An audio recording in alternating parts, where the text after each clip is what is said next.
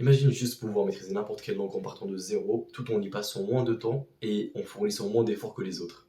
J'ai envie de dire que c'est possible, mais pour cela, il te faut les bonnes méthodes.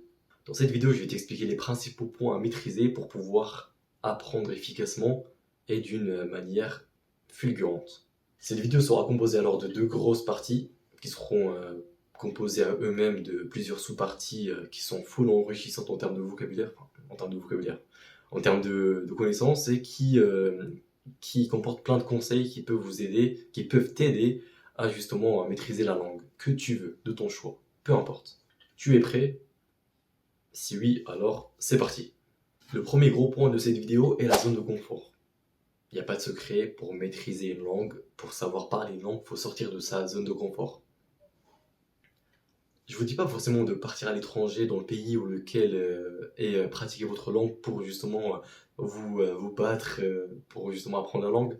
Tu vois, certes c'est mieux, mais on sait beaucoup qu'il y a un manque de temps énorme, on n'a pas trop d'argent, mais on va apprendre la langue quand même. Du coup, à votre avis, qu'est-ce qu'on va faire? Eh ben sache que j'ai la solution.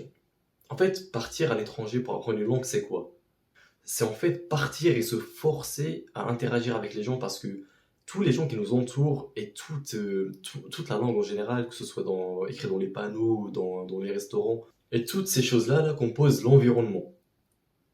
Mais vu qu'on ne peut pas partir dans cet environnement-là, ce qu'on va faire, c'est que on va ramener l'environnement à nous.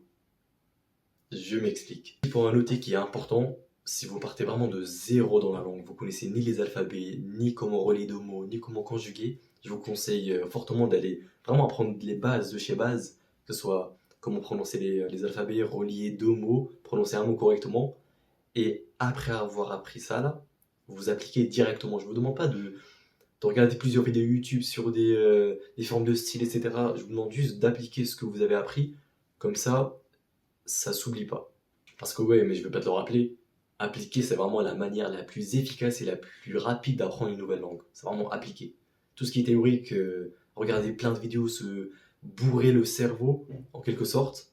En fait, ce que tu as appris au début, tu l'oublies par manque de pratique justement. Il y a que de la théorie, mais la pratique elle est pas là. Du coup, ce que tu apprends en général, bah tu l'appliques pas.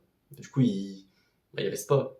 Toujours dans l'optique de sortir de sa zone de confort, je te demande alors d'aller dans ton téléphone, d'aller dans les paramètres, et de changer complètement la langue du téléphone, justement dans la langue que tu veux apprendre justement. Que ce soit dans les réseaux sociaux, dans les jeux, même dans les jeux en vrai. Ta boîte mail, tout.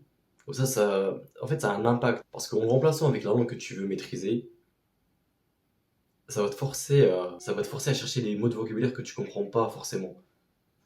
Et ces mots-là, ils sont pas mal utilisés dans la langue. Du coup, c'est d'une pierre deux coups, si tu vois ce que je veux dire. J'ai bien conscience que ça peut être chiant au début de recevoir les notifications et d'avoir l'interface qui est dans une autre langue, vu que le cerveau il n'est pas habitué à tout gérer avec une autre langue, à part le français qui est la langue normale. Mais bon, on a dit que tu allais sortir de ta zone de confort, pas vrai? Tu vas apprendre une nouvelle langue ou pas? Le deuxième meilleur truc que j'ai envie de te partager, c'est la musique. Si jamais tu es à l'aise avec l'idée d'écouter de la musique, tu pourrais écouter de la musique par exemple en arabe. Je conseille vivement d'écouter des musiques qui sont pas très rapides au début, comme ça tu peux distinguer les mots à peu près. Et tu vas voir qu'avec le temps, tu vas commencer à répéter indirectement les paroles. Parce que les musiques, généralement, c'est ça, on commence à répéter les paroles indirectement sans même le savoir. Et ça, en vrai, pour comprendre aussi ce que tu répètes, je te conseille aussi de faire une petite traduction de la musique avant, comme ça tu sais au moins ce que tu répètes. Et c'est quand même bien l'idée d'avoir une petite idée de ce qu'on chante, parce que à tout moment où vous pouvez ne pas avoir de chance et tomber sur une musique où il n'y a que des insultes, sans même le savoir, vous pouvez répéter des insultes, et si vous passez par exemple devant une personne qui comprend la langue, ça serait un peu gênant, vous voyez.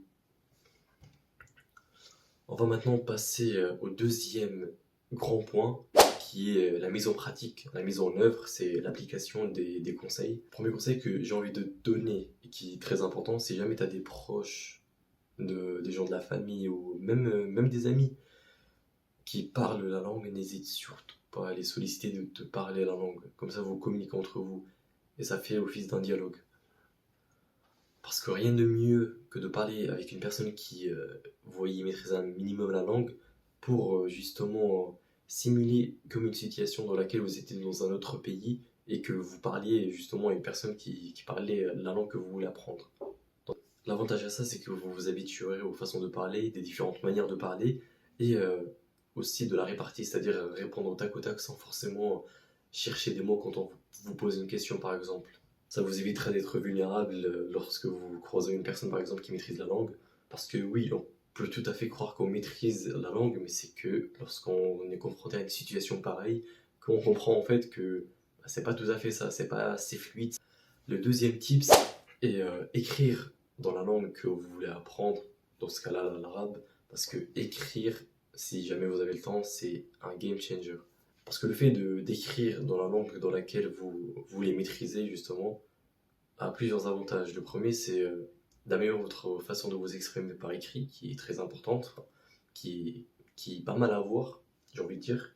Et deuxièmement, vous vous donnez l'opportunité d'améliorer votre vocabulaire, votre dictée en général et aussi l'orthographe. Tout en faisant d'une pierre deux coups parce que vous vous améliorez aussi votre façon de parler indirectement parce que on a tendance à dire que écrire, tu vois, c'est pas parler, mais ça améliore quand même. Parce qu'on pense, mais au lieu de le dire, on l'écrit. C'est-à-dire comme si on parlait en mode silencieux, tu vois. Et enfin, un dernier petit tips qui est un petit bonus, c'est de penser dans la langue que vous voulez maîtriser. Dans ce cas-là, là, comme je l'ai dit auparavant, l'arabe. Parce qu'on pense en arabe, ce que j'entends là, c'est que lorsque vous êtes perdu dans vos pensées, par exemple, lorsqu'on vous pose une question, au lieu d'activer logiquement le schéma de réflexion normal qui est en français, c'est complètement le traduire en arabe, par exemple. Par exemple, tu vas au cinéma pour voir un film. Au lieu de te dire dans ta tête en français quel film vais-je bien pouvoir regarder ce soir, tu vas te dire en arabe ما هو الفيلم الذي سوف أشاهده هذه الليلة. Au début, ce n'est pas facile et c'est normal parce que le cerveau n'est pas habitué à penser dans une langue différente. Parce que ça fait depuis que tu es né que tu penses en français par exemple ou dans ta langue d'origine. Et pour que le cerveau il commence à faire ce changement, enfin, et pour que le cerveau il commence à s'adapter à ce changement, bah, il lui faut un petit peu de temps. Mais t'inquiète pas que à force, ça va carrément devenir une habitude. Tu vas même pas réfléchir, tu vas le faire de façon automatique. Fais-moi confiance. Bon les amis, on arrive à la fin de cette vidéo, j'espère qu'elle vous a plu. Et si jamais elle vous a plu, n'hésitez pas à lâcher un petit pouce bleu, c'est gratuit.